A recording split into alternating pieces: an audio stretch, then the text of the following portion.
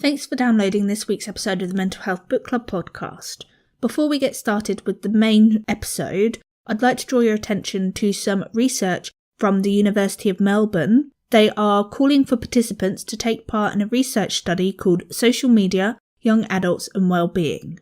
If you are aged between 18 to 34 years old and have 15 minutes to spare, you would be helping out immensely by filling in the survey. The survey is completely anonymous, and it's looking to find out how you guys use social media and how that impacts your mental health. If you are interested in taking part in this survey, I shall put a web address into the show notes for you. The idea is to help with identifying ways to help make social media safer for young adults like yourselves.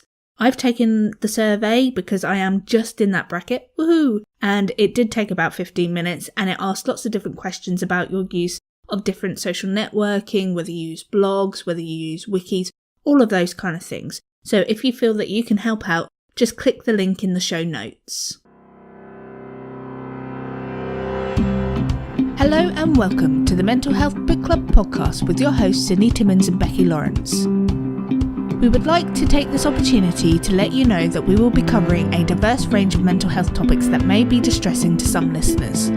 You can find a full list of the topics being covered in each episode in the show notes.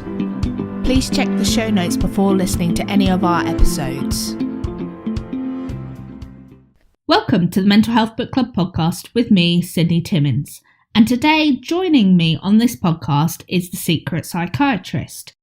If this is the first time that you have joined us by downloading this podcast, I think we should start by finding out a little bit more about who the Secret Psychiatrist actually is. So, did you want to tell us a bit about yourself? Hello, that's me. Lovely to be speaking with you today. I'm the Secret Psychiatrist. I'm an NHS doctor working in psychiatry in London and have been for many years now.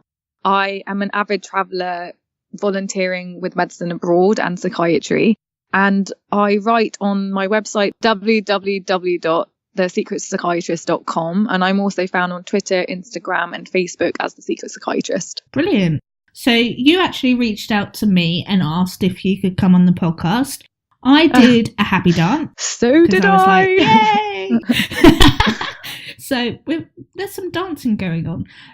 And I thought that you would be a fantastic addition because you are the expert on these things, whereas myself and Becky, we can read the books, we can talk about it, but we don't necessarily have the specialist knowledge that you do. So really, the idea is that on these podcasts, we can pick your brains about the topics that we're discussing on the book reviews. So this particular podcast is in association to the book that we read about Finding Audrey by Sophie Kinsella. I thought I would start again just so that you can remember what this book is about. So I'll start with the book blurb. So from the best-selling author of the Shopaholic series comes a story of humour, heart and heartache. Finding Audrey is Sophie Kinsella's first novel for teens, sure to appeal to her legions of adult and young adult fans all over the world. Audrey can't leave the house. She can't even take off her dark glasses inside the house. Then her brother's friend Linus stumbles into her life. With his friendly orange slice smile and his funny notes, he starts to entice Audrey out again. Well, Starbucks is a start. And with Linus at her side, Audrey feels like she can do the things she thought were too scary. Suddenly finding her way back to the real world seems achievable. Be prepared to laugh, dream and hope with Audrey as she learns that even when you feel like you have lost yourself, love can still find you. So that's what this book is about. So the topic for today will be social anxiety disorder, if that's all right. Perfect. So I personally have had some experience with social anxiety. So there have been times in my life where I have felt so anxious that I can't leave the house. I hide away from people. I don't like social interaction. And yeah, those kind of things are the things that I have experienced. But from what I understand in the book, Audrey has it 10 times worse. So I was wondering if you could start off by just explaining what social anxiety disorder is, if that's all right. Excellent. So social anxiety, some people refer to it as social phobia. either way. So social anxiety, it's the fear of social situations. It's a fear that affects your everyday life, your activities that you do, the relationships, whether it's family or if you're with a partner, even work life as well, and can really affect your confidence. And typically you're quite fearful. So if it's a particular event, so say if you have social anxiety about doing a public speech, you'll be really, really fearful before the talk, during it and after it as well. And so some people might have it depending, speaking on the phone, speaking with other people, eating in front of people, going to parties or something like that. I definitely have it speaking on the phone. If I can get out of speaking on the phone, I will do it. Yeah. I think so many people have that as well, though. So I'll talk about shyness and the difference later, but even people that are shy, we like to hide away on text rather than speaking. Yeah, definitely. I don't know what it is. I think it's just that there's a bit of a barrier between you and that other person. And for me, anyway, I feel it's the judgments. I'm scared of what the other person is thinking. I mean, that's very common in social anxiety. You're very worried about critical judgment of somebody else onto you. Yeah, definitely. Anyway, sorry I interrupted. Shall we talk about some of the signs you could get in social anxiety? Yeah. So, I mean, they're very varied, obviously. It depends on the person. So some people might do avoidance of eye contact. They might have a fast heart rate, so palpitations. They might have low self-esteem. They might have anxiety attacks that are quite extreme, that overlap with panic disorder. Overwhelming fear and anxiety, very sweaty. So many different signs and symptoms, actually. And I might just quickly add here, with children, they can obviously also experience it. So some of the signs in children, they might be crying a lot or have tantrums. They might be fearful of going to school, not speaking with adults, don't ask for help at school. So you might see their grades dropping. They could be very, very reliant on a certain parent if they're fearful or scared approaching somebody else. So you saying that about childhood, I've gone, hang on a minute. So if you've listened to some of our podcasts before, you would have heard me speak about a situation where I was probably about 4. And for some reason, I decided that my uncle was the scariest person ever on this entire planet. And my parents were like, oh, it's all right, he's fine. But I got disorientated, and for comfort, I ran towards the closest jean-clad leg and looked up to find my uncle, and I lost it. I had a major meltdown. I freaked out. I ran away. I ran back to my dad, and the adults around me just laughed. And I wonder if that could be one of the things that may have contributed to my issue with social anxiety. Because I'm guessing they probably didn't know how to handle the situation because adults, embarrassment, all of that kind of thing. But for me, I was absolutely terrified. Yes. And I remember having nightmares about this particular situation where it would play in my head again. Like, I must make sure I'm going to the right person for comfort. Don't just react to go, oh, I'm scared, and run for the nearest thing that looks like safety. But I think that had quite a lot of knock-on effects for me, because I then spent a lot of time being just fearful of others around me. It's really interesting you've shared that, actually, because there was a study, which I wasn't even going to talk about today, but that now that you've mentioned it, there's a study that shows that so those from a Chinese descent, even if you're Chinese American Chinese, are less likely to have social anxiety compared to American adults or individuals. And they think it's because of the way they have been brought up. So they're more likely, that it was found in the study, so those of American Chinese descent are more likely to have a supported network system. So very chatty with adults, always outside doing something, whereas those that they found of American descent weren't like that. And also they were judged by family members if they showed social anxiety symptoms, maybe because the parents don't know how to deal with it.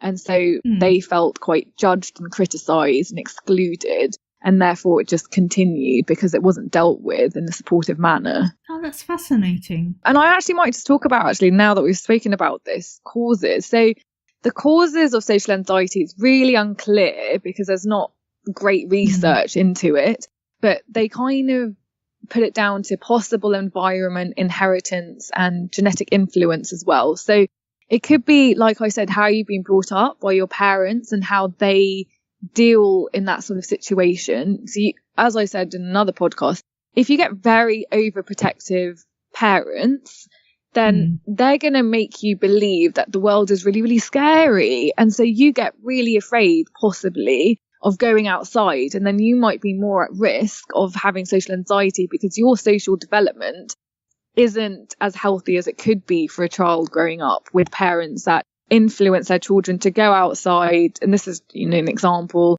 interact with other children, join sports teams and things like that, because you'll be too scared to. And that's quite harmful.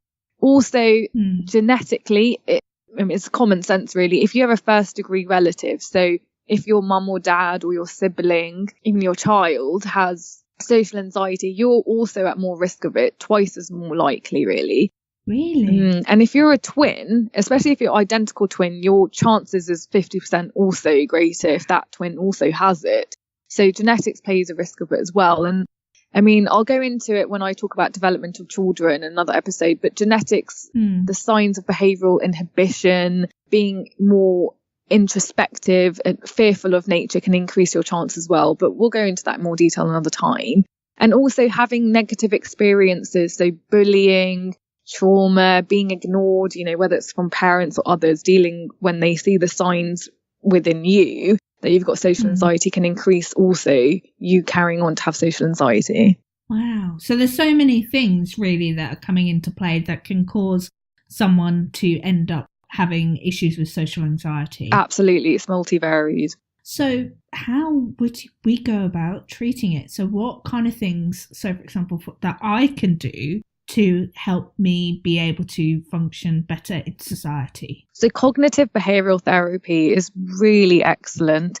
It really helps you look at your behavior and break down why you're doing certain things and why you're thinking in a certain way and make you face that issue. So I'll give you an example. So imagine it's me, and I'll complete, imagined example here. So I'm afraid of, let's do something a bit fun. So I'm going on a speed dating course, going to speed dating. There's loads of tables, of different partners that could be mine.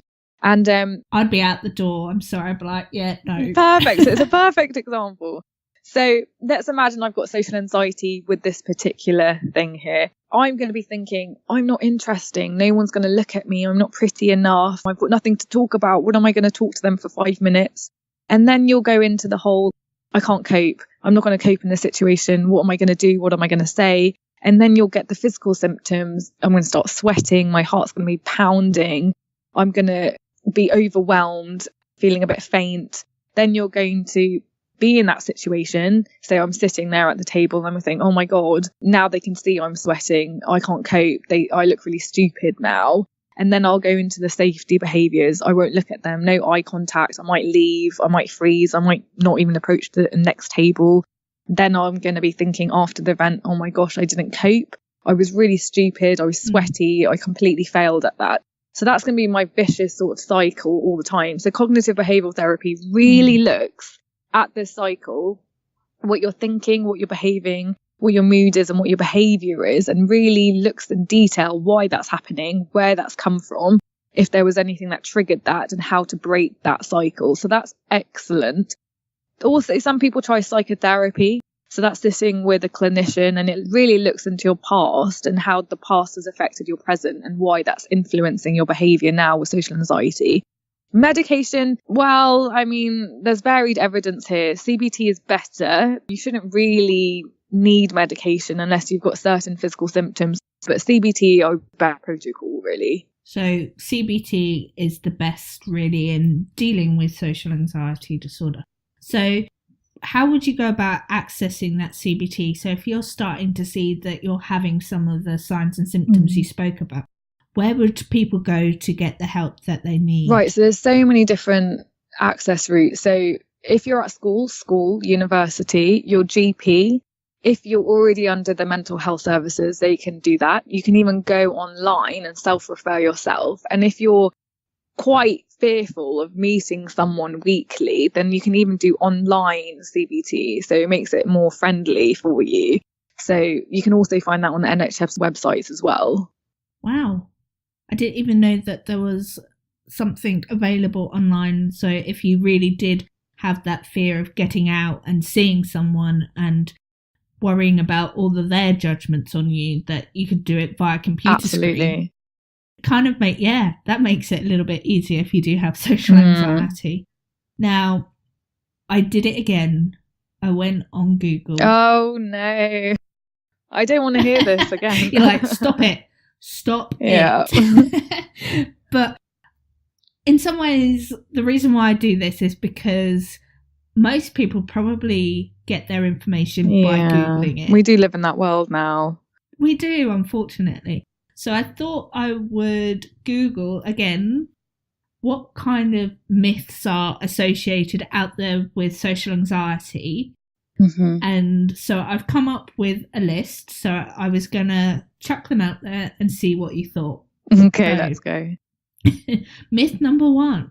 Social anxiety isn't that common. Right. Okay. It affects 7% approximately any time, and the lifetime prevalence is about 13%. Wow. That's higher than I thought it would be. What did you think it would be? I thought it would be lower than that. I thought maybe 3-4%, maybe. Next. That's interesting. Isn't it just? Come on, I want to hit the next myth now. I'm getting excited. You're like, come on. Bring it. You're like, bring it on. Myth number 2. Social anxiety only refers to public speaking fears. Right. Well, what do you think before I answer that one? No. Yeah, that's an absolute If only. No. Yeah. If only. No, I mean, it varies so much on the person. It could be speaking on the phone, which we said, eating in front of people. It's so varied. It's dependent on the person. Are there any other things that people come up with that they find particularly difficult with social anxiety? A recent one I've seen actually is of a teacher, and it was actually speaking at a public event. Oh. And there was such anxiety about that, and especially the judgment of, well, they're a teacher, they should be able to, really. And this individual would really get the symptoms of blushing, heart palpitations, like really would feel quite sick about it, actually, about that's almost social phobia of going on stage. But it's really varied. I don't think there's one more common than the other. It comes in so many different forms, really. Wow. That poor teacher that is now petrified because they're being made to. I know. It's awful. It is awful. Yeah, definitely. So, you ready for the next one? Yes. Myth number 3. Social anxiety just means that you feel nervous. Dum dum dum. No, nervousness is almost like a symptom, really. You can feel nervous, which is in a way part of anxiety as well, as a result of being fearful, such as being watched or witnessed or criticised by someone, but it's not the only symptoms that you experience. So like I said, you can feel nervous, is my head now, but you can feel fearful, you feel sweaty, you feel panicked, you're worried, you're hyper aroused, feeling criticised or judged. It's much more than just simply being nervous. Nervous plus. Yeah, I think nervous is probably one of those things that people can relate to easier, but it's really nervousness, but kind of so much more. It's so much more, yeah, because you're fearful and it affects your life. That's what the difference is. Whereas nervous, you can feel nervous before going to an exam. You get the butterflies, but it goes. But it's not nervousness. It's actually being 100% terrified and fearful, and it actually affects, and it affects your life. That's the difference. Whereas nervousness isn't going to affect your life. No, most people can push through nervousness and just continue. Whereas this is just the abject terror of, no, I really cannot do whatever it is that I'm trying to do. Yeah. So, myth number 4, social anxiety and shyness are the same thing. Dum, dum, dum. This is exactly the same thing. I love doing that sound. But no, shyness is a personality trait. Ooh. Now, that doesn't... You can have social anxiety and have shyness, or have shyness and have social anxiety, but they're not the same thing. So shyness is a trait. So I am actually a bit shy. No. And no, I am. And people don't expect it from a doctor. So I get a bit shy. But so I'll relate it to this. So you can be shy like I am. And I get shy about having to meet new people. But that doesn't prevent me from doing it, because once I speak to, say, a new relative, I'm absolutely fine and I get through it. With social anxiety, I would be getting the symptoms. I can't do it. I might go in this negative spiral. I'll get all these symptoms. But shyness is just a part of your personality. It's not the same thing. But doesn't mean, so with social anxiety, you have that negative feeling, the negative emotions. But shyness is not a prerequisite for social anxiety. That's interesting. Very interesting. Okay, so myth number 5. Social anxiety is a problem that you just have to learn to live with. Absolutely not. I mean, you don't have to live with anything, do you? It is a worrying experience for those individuals affected, obviously, but that doesn't mean you need to live your life that way. There's help out there, and you should get it. Your life is there to be lived, and you can get over it. Well, that's good to know for all of us that suffer with social anxiety. Myth number 6. Social anxiety can't hurt you. I mean, what do you mean by hurt you? Yeah, that's kind of, I look at that and go, well, in some ways it can hurt you, because if it means that you're not able to do the things that you want to do, that you are constantly feeling this terror and this heightened state of arousal, that surely is going to have a knock-on effect. Definitely. So approximately about 22% actually have financial problems due to their social anxiety compared to others. Wow. Women are more affected than men, and it can really, really impact your life. So as I said, with financial difficulty, maintaining a job, now that can really affect it. If you can't even come to work, or you're calling in sick all the time, you might get chucked out of school earlier because you can't maintain going into school and doing the work you need to because of your social anxiety as well. There's also higher rates of dabbling in substance misuse, especially alcohol, if you have quite severe social anxiety as well. And also about 60 to 90%, you can have a comorbidity of another mental health illness, such as depression, generalized anxiety, body dysmorphic. So in a way, of course, it can not help you. Wow, that's interesting. Yeah, so I definitely personally disagree with social anxiety can't hurt you. I do think that there are times when it is so debilitating, and just that constant, I mean, you explained some of the symptoms, the increased heart rate and all of that. That surely can't be a good thing to be feeling constantly.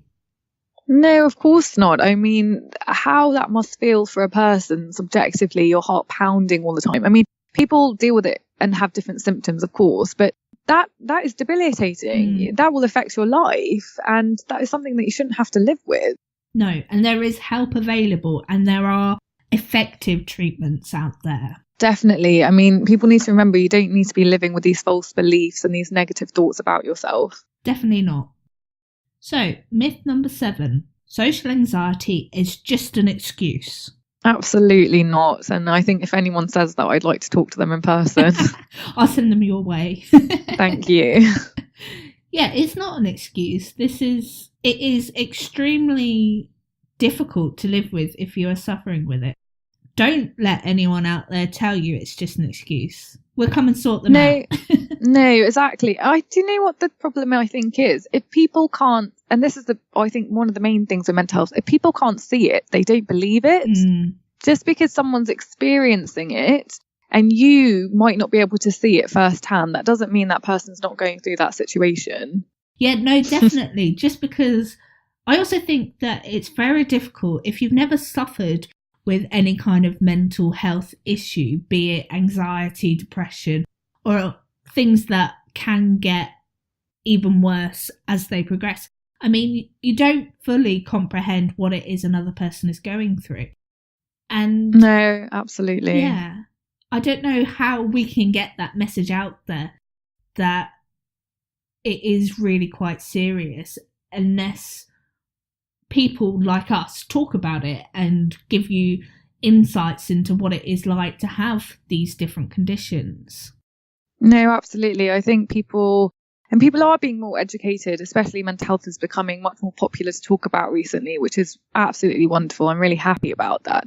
But there are some people, obviously, that are quite ignorant. And if they haven't experienced it themselves, it doesn't exist. But, you know, those obviously going through it, or those that have much more capacity and insight, understand that's not true. Definitely. So, myth number 8. You have to be an introvert to have social anxiety. No, introvert, extrovert, these personality traits, that's absolutely not true. You can be an introvert and not have social anxiety. I completely agree. Some people that I know are so extroverted, but yet when you talk to them, in some ways they're using that extroversion as a mask to be able to get on with the rest of their lives and deal with their anxiety. So yeah, so it's something I call defense mechanism. Yeah, that's absolutely true. So myth number 9, you should avoid going out if you have social anxiety. Now, I'd just like to say, if I listened to that one, I wouldn't leave my house ever, full stop. Yeah, no. So social anxiety, again, comes in different forms. If it's affecting you in a way that you can't leave your house, you can't stay in your house. You've got to change this. You've got to get the help needed, but you've got to be willing to get that help, because this is not a life anyone should be living with. You can't, life isn't about being tucked into your house when you could be experiencing, life. So please, anyone suffering from this, please get the help. And as I said, you can get online help if you're worried about going out initially. Definitely. Myth number 10.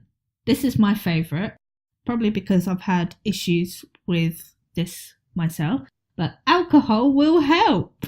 Alcohol doesn't help with anything. Especially with mental health, it makes it worse. Please do not. Yes. Please don't go to the alcohol. Don't do it, people. No. Have a nice glass of water. Unfortunately, with my borderline personality disorder, I have turned to alcohol to try and help.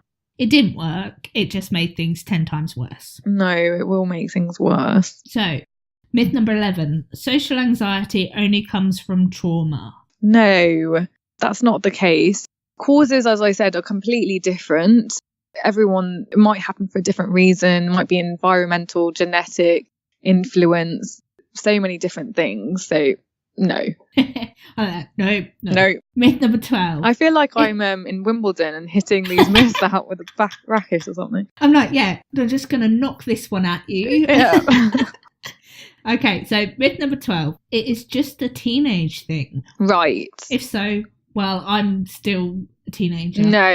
So it's the thing with that, people are more likely to be aware of it with children. So typically sort of 11 to 16-year-old. And I think that's because of school attendance and what's happening. And children are just more likely to be picked up because the teachers are there.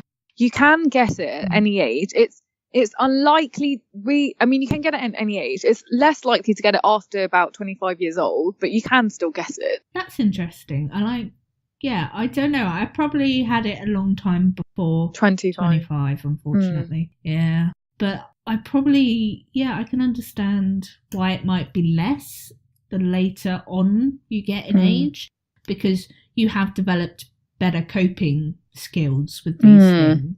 But just because it's less likely to get it after 25 doesn't mean that there are going to be people that are older than 25 still fighting with social anxiety. No, exactly. Okay, so this is my last myth on my list. Ta-da! So this is myth number 13. Everyone has the same trigger. Absolutely not. It could be for a very different reason. It goes back to the causes. What happens in your life is very different to what's happening in someone else's, and your coping strategies is very different as well. So no. Well, those are the myths that I found, and I'm extremely glad that you've just gone no. Basically no. Yeah, no. Just all of you. So we're definitely all myths. So we've learnt that myths equal no. Yeah. I'm sat here. If there was video of this, I'm sat here. I've got the list open on my iPad and I'm waving my finger at my iPad like I'm telling it off. And the iPad didn't even write these myths down. I went and collected them from Google. So I'm like, bad iPad. Bad iPad. Anyway. I'm losing it, I swear. Anyway, so that's quite a lot of stuff really about social anxiety. And for me, I think the key messages are that anyone can suffer with social anxiety, that it is treatable.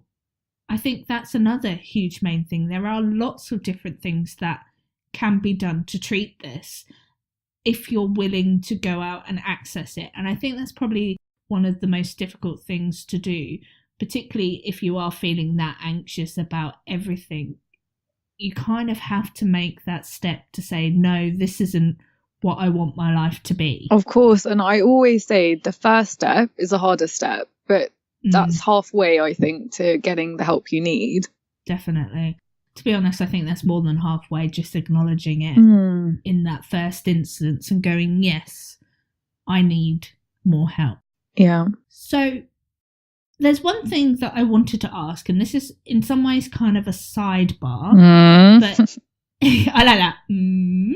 In Finding Audrey, there is a particular scene where Audrey is starting to come out of her social anxiety symptoms. So she's starting to be able to cope better with life. Okay. And she reaches out to one of her friends. So I know that from my own experience, and I'm hoping that you'll be able to corroborate this, but as a result of you having issues and trying to deal with your own mental health, you kind of start to go inwards on yourself, and people around you, you kind of shut them out and push them away. But she's starting to let people back in, and she contacts her best friend and she's like, hi, I'm feeling a bit better. Why don't you come around and say hi? So her friend turns up at her house and she goes, but my mum says you've got bipolar, not social anxiety. So my question is, just thinking about how to frame this question. But that's very odd. Why would she come to I haven't read the book, but why does she do that? I think her mum tells Natalie, who is Audrey's friend, that she's been diagnosed with bipolar. And then secondly, to watch out because she might get violent. And you go, I just stand there and go, right, I just want to go find the nearest wall and start banging my head against it because no. So the mum of the friend has said this? Yeah. Right, okay. So obviously there's stigma attached to Audrey having a mental health condition in the first place. But then there's also, in this book, stigma towards bipolar, and I think we're going to go and do a whole episode on bipolar. Yeah, we definitely because I think that's a big one. But just because someone has bipolar does not mean that they're going to get aggressive towards anyone and go and attack people. I can't talk about this now because without talking about bipolar, because there's so much I want to say about this, because this is loads of stuff, so much stuff, especially with risk and aggression. Yeah, but no is all I'm saying. So if you get to this part of the book, no one with people may become aggressive, but anyone out there is at risk of becoming aggressive. It's not just because this person has bipolar or this person has social anxiety or this person has borderline personality disorder. It's just people. But do you know what, you said it as well, it's the stigma. People have this image of mental health, and unfortunately it does go straight to being fearful of them, and that's just people's image in the past as well. And if you look at portrait of mental health, you see oil paintings of mental health patients in chains, straight jackets, it's just this ridiculous image. And of course there is a risk, as with anything, but if you're relapsing, if you've had a past history of criminality, I mean, that's a whole different thing. We're not even, you know what I mean? Just saying you have bipolar equals aggression. Of course it doesn't. I mean, that's just obvious. That's like saying the sky is, I don't know, like not blue. It's just ridiculous. But everyone is individual. Everyone has an individual case. Do you know what I mean? So I think that's absolutely right. It's a bit worrying that someone's put that in the book just because you worry about who is reading this, and if they have a vulnerable mental illness themselves, I really worry when people put things down as facts when they're not. So I do worry about that. Yeah, in this book, I think it's really quite nicely handled. So she's like, firstly, where did you get that from? Secondly, no. Good. She's like, this isn't the way it is. Good. Just because I have some kind of mental health condition. And even if it was bipolar, no. Aggression, no. Good. So I thought that I would just pick that up because I just thought it was interesting. Another thing, and it's kind of a bit of a bugbear of mine, and it seems to be occurring quite a lot in stories and fiction stories around teenagers or focused at teenagers, is this concept that love may fix everything in life. So for Audrey, the turning point really for her in this book, and I do think it's probably used as a plot device in the storytelling, is that as a result of her brother's friend Linus appearing on the scene, all of a sudden her symptoms start to decrease and he starts to be able to get her out on to Starbucks and doing other things rather than being at home and hiding. And I was wondering what your opinion of that might be. I'm taking that this is a fictional book. It is. This is complete fiction. Yeah. I mean, there we go. I mean, it's fiction. Things aren't in life as like that, you know. It's easy. Yeah. So we'll go back to if you're bipolar, it's not going to be the treatment on the NHS love, as lovely as that would be. I mean, that would be fantastic. That'd be nice. That would be wonderful. And the same with social. Being able to prescribe that. I would love that. Love 3 times a day or something. That would be great. I actually used to do that, taking on cyanide. So I used to have a fake prescription I used to give my friends, and it would be cookies in the morning and a glass of milk just to get the day going. But anyway, going back to the question. So social anxiety, I mean, well, that's fiction, isn't it? But if you have obviously a supportive person in your life that is helping you through and getting the coping mechanisms, I mean, that's a completely different thing. But love on its own, I would love if love can treat everything in life, you know, poverty, disease. I mean, that would be absolutely wonderful. But unfortunately, reality is not just love and that supportive role that's going to get you through. It kind of, I think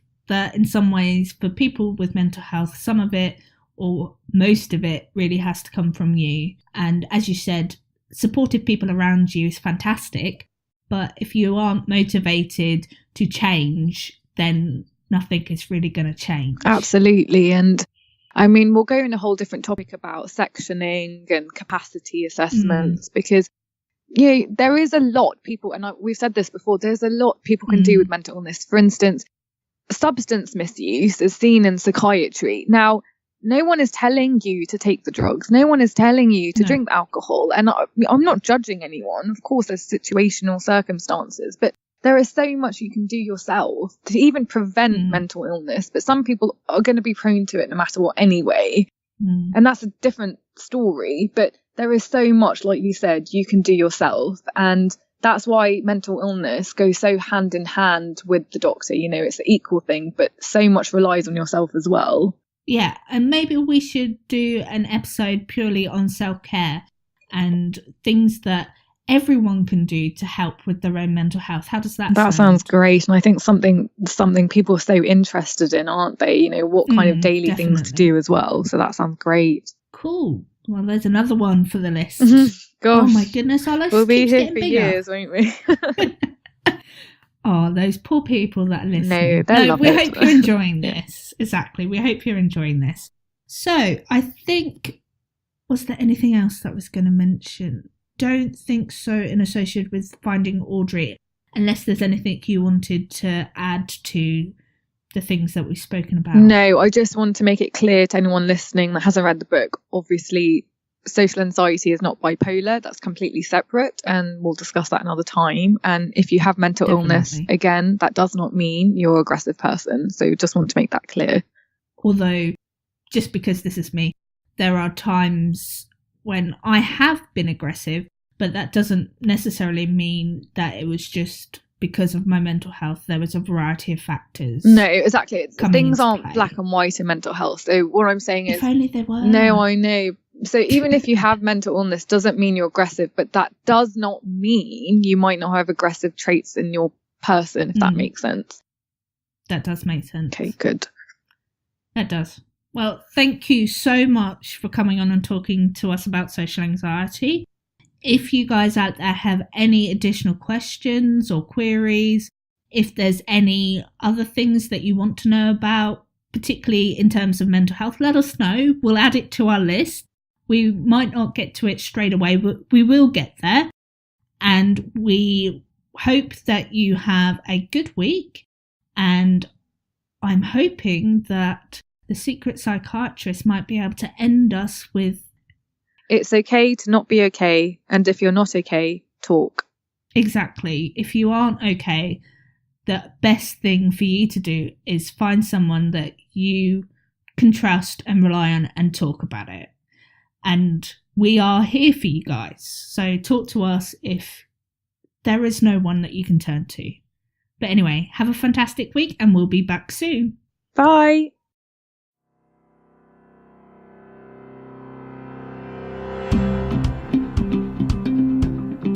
Thanks for listening to this episode of the Mental Health Book Club podcast.